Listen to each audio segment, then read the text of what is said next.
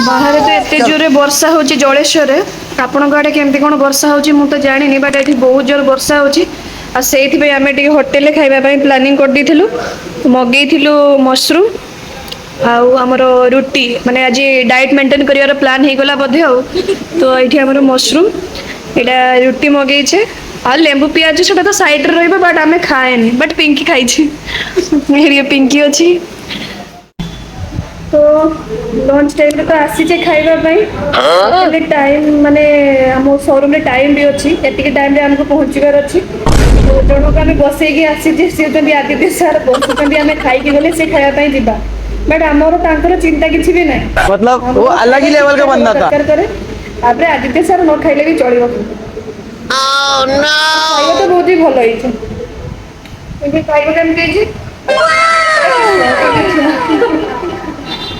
अब ये सब खाइबार मजा नापी आमर आउ टे इच्छा है तेणु आम शेष में मगे देलु ये दही माने मुड होते मगेबार अच्छी एमाउंट रि चिंता ना आग को देखा आम शोरूम बाहरी पड़ीजे आम पिला मैंने से छिड़ा वेट करके आम गले से जीवे बोधे छाड़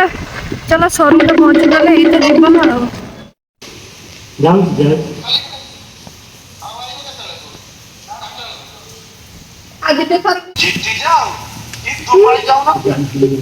तुम एडी मनसा यात्रा कर जीव सारा को नहीं अच्छे अच्छे मतलब ये कौन सी दे ये कौन सी दे